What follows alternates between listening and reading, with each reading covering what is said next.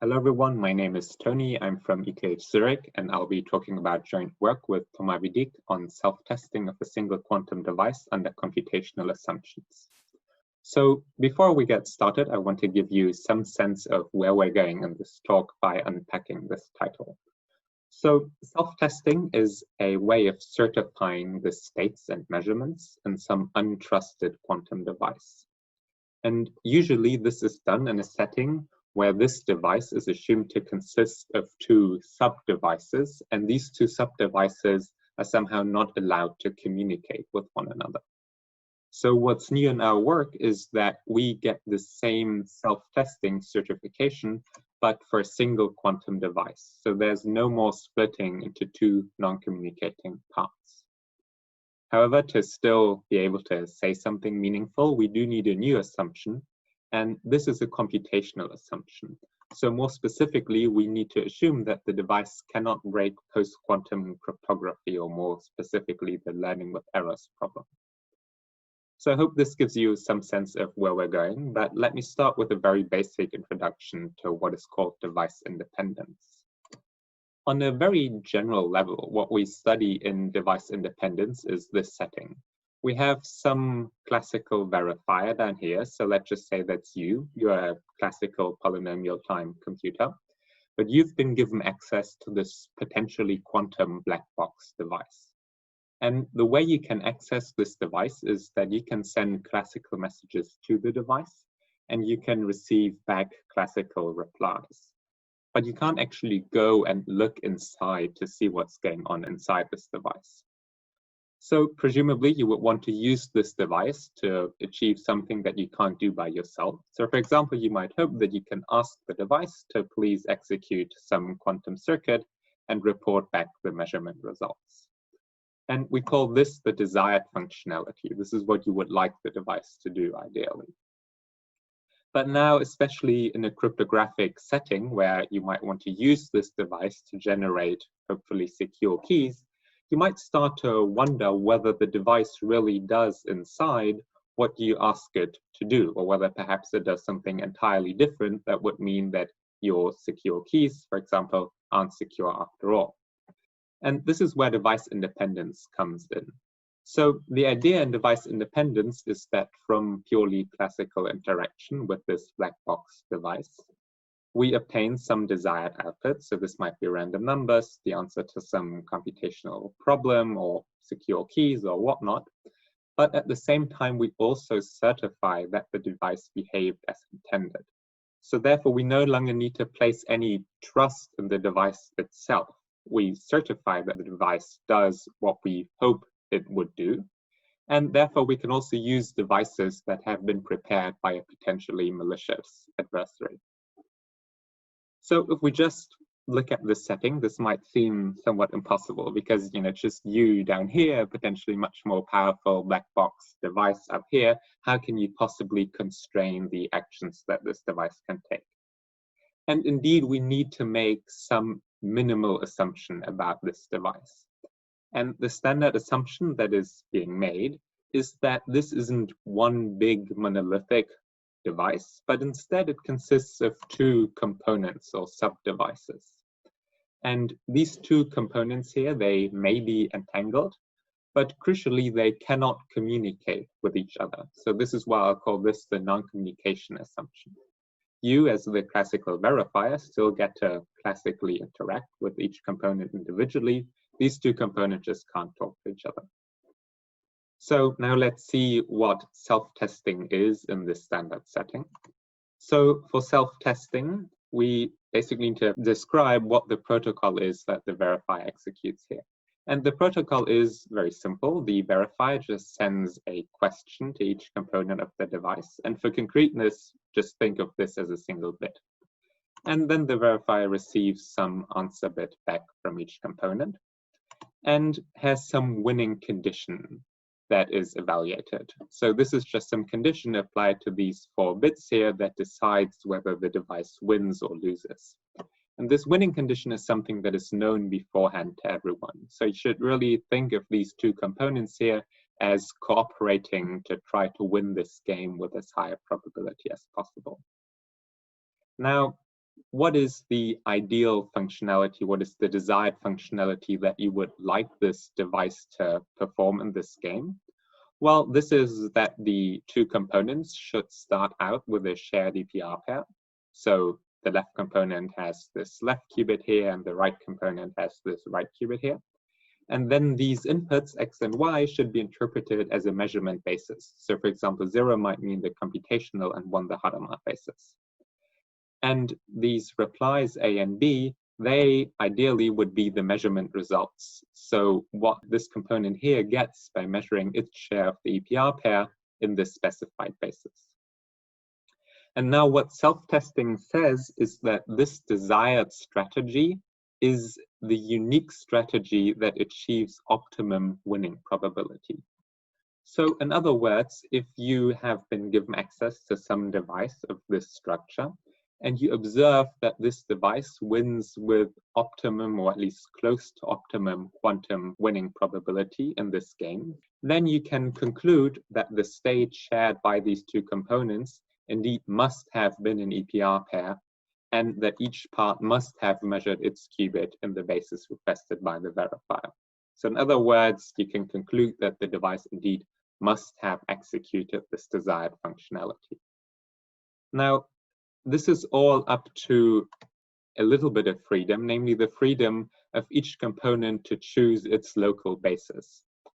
So what this up to local changes of basis means is that this component here could, for example, just apply some unitary or some isometry to both its state and its measurements. And this would leave the classical measurement outcome that the verifier gets to see the same. So therefore, we can never hope for the verifier to somehow constrain the basis that each component chooses here. And maybe just for intuition, when we say a state is, for example, an EPR pair up to a local change of basis, what you should think of operationally is that we could have extracted an EPR pair from the state just using local operations on each component.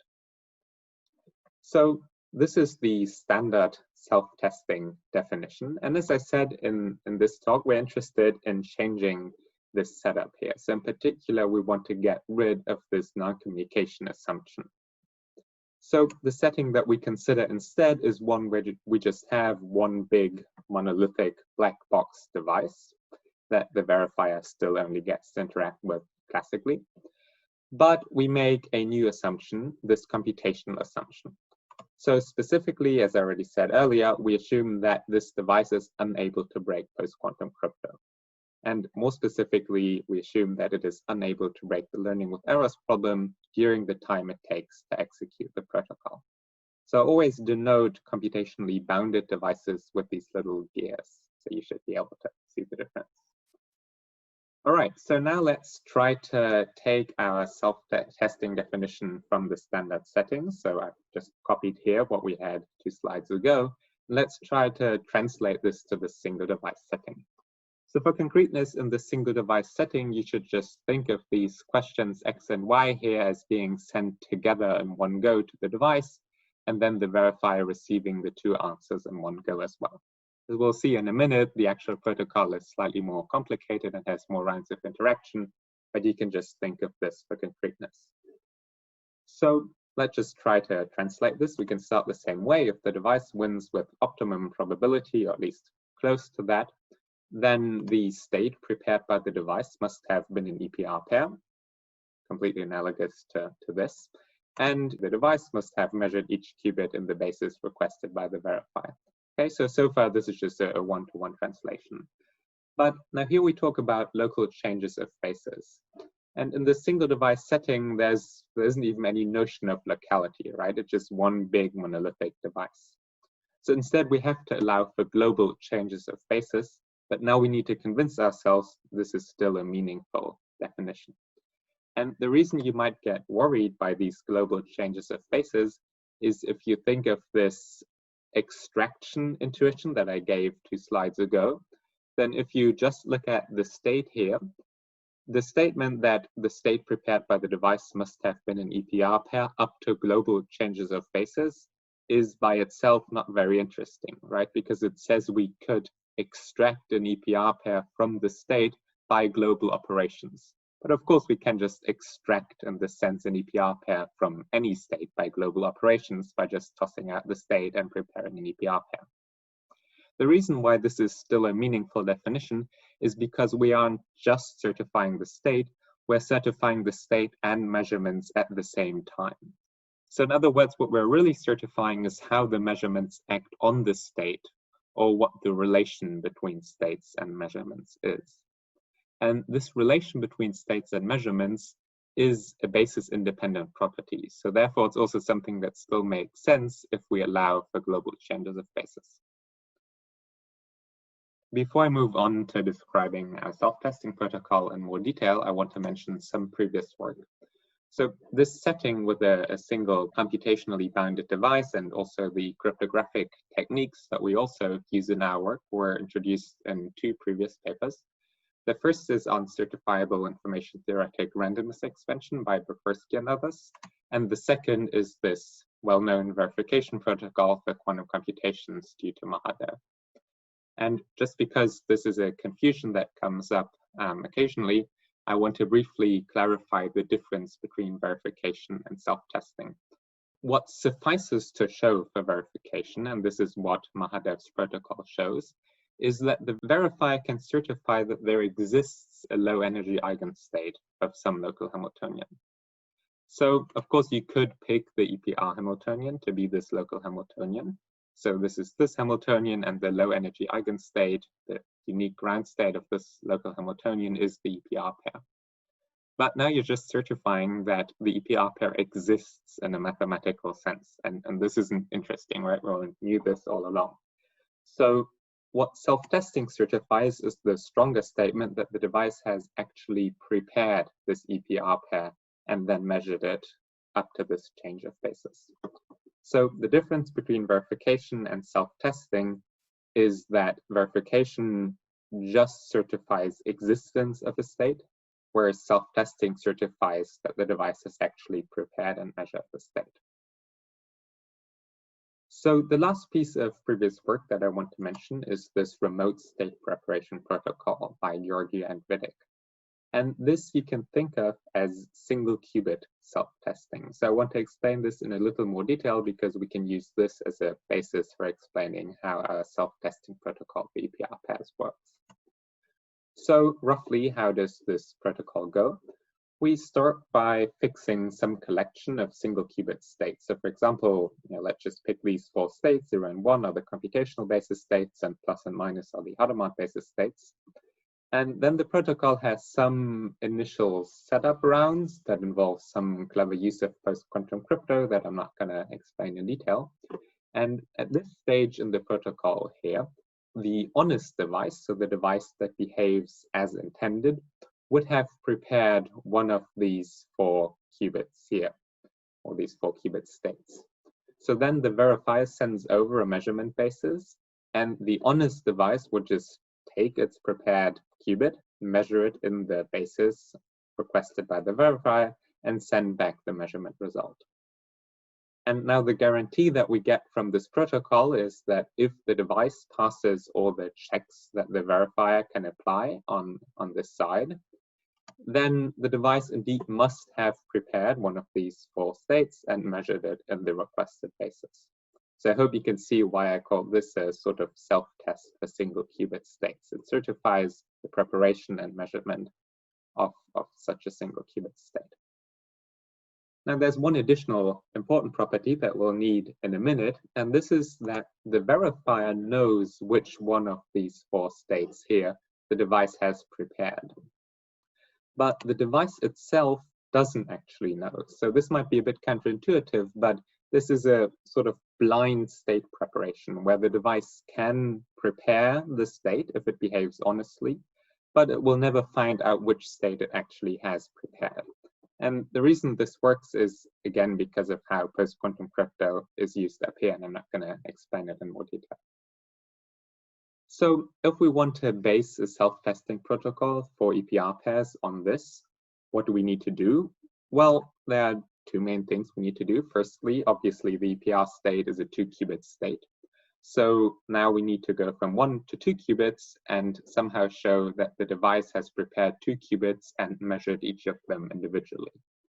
And going from 1 to 2 qubits is actually less trivial than it might sound, because now the verifier, by purely classical interaction, somehow needs to enforce a tensor product structure on the device's state. The second thing that we need to do is that we don't just want to prepare a 2-qubit product state, but we want to prepare an EPR state, an entangled state.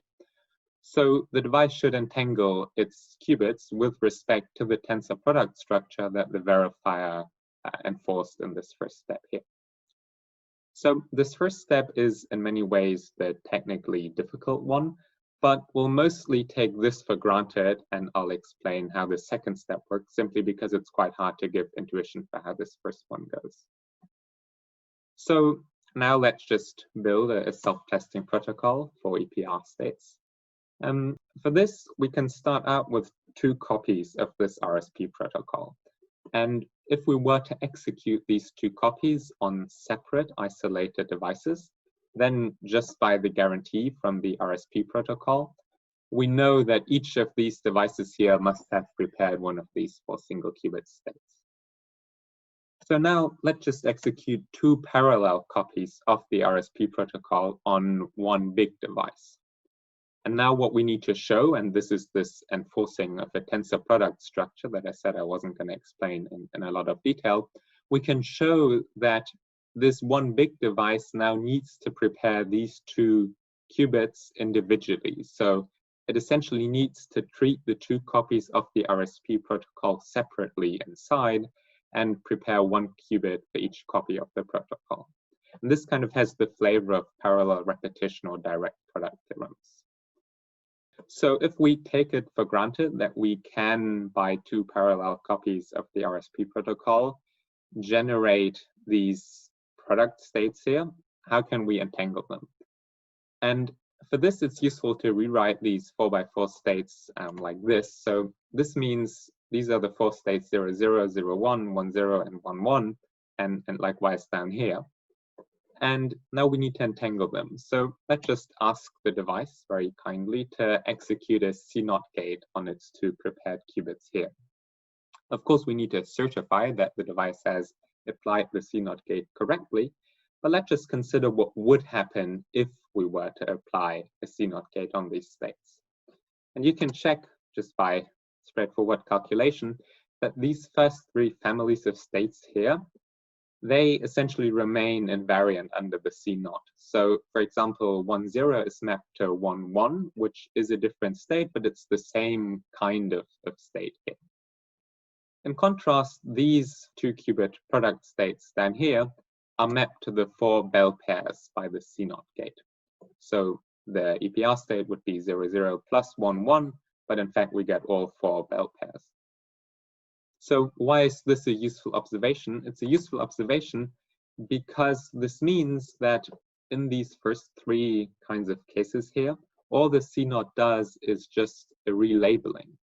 So then if we also appropriately relabel the checks that the verifier did in the 2 copies of the RSP protocol without a CNOT gate, then we can still certify single qubit measurements as before, as when we didn't apply the CNOT gate, or when we didn't ask the device to apply the CNOT gate.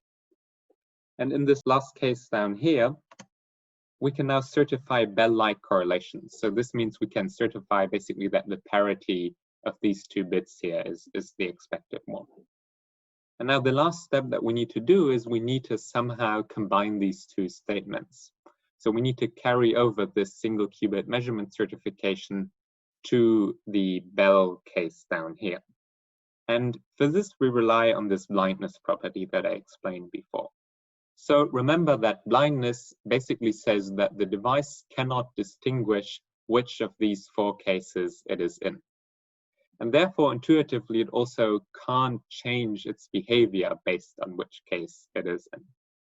And what this allows us to do is that we can carry over the certified behavior in these first 3 kinds of cases down to this last case as well. And in total, what that gets us is that we can certify single qubit measurements on Bell states. And this is the self-testing statement that we wanted. Okay, so I hope this gives you some intuition for how the protocol goes. So let me wrap up. The main result that I showed is that we can construct a self-testing protocol that does away with this non-communication assumption that most self-testing protocols relied on previously. And instead, we can base the security of the protocol on the device not being able to break post-quantum cryptography. And the main technique that we build on in our work is this tight cryptographic leash for black box quantum devices that was introduced by Bursky and others in Mahara. So in terms of future work, if we actually want to implement our self-testing protocol in practice someday, then for that we would have to improve the robustness bounds. So robustness refers to the fact that if the device wins with probability 1 minus epsilon, then how close as a function of epsilon must the device's actual strategy be to the ideal one or the desired one? And we do show that our protocol is robust in this sense. It's just that the robustness bound is quite poor numerically. Secondly, and perhaps more interestingly from a theoretical point of view, is whether we can self-test for arbitrary states in this manner. So in our protocol, we can self-test for EPR states, and in fact, we can self-test for any of the 4 Bell pairs. But of course, we would like to extend this to a larger class of states. And I think there are 2 ways one could try to go about this. The first is to take our protocol and the techniques there and just try to extend them to work for a larger class of states. And the second one would be to try to start with the Mahara certification protocol and somehow boost that guarantee from certifying the existence of ground states of local Hamiltonians to actually certifying that the device has prepared this ground state and then measured it. And in this latter direction, there has been some work under the banner of quantum proofs of knowledge, but even that seems to be a somewhat weaker statement still than self-testing. And finally, this cryptographic leash that we've used in our work has potentially many more applications. So as one example of this in recent joint work with Tom Arnon-Friedman, Andrea Coladangelo, and Ipke Dulek, we were able to show that based on this self-testing protocol, we can also get a protocol for device-independent quantum key distribution that similarly does away with a non-communication assumption. And I think there are potentially many more such applications. All right, so I will stop here and thank you very much for your attention.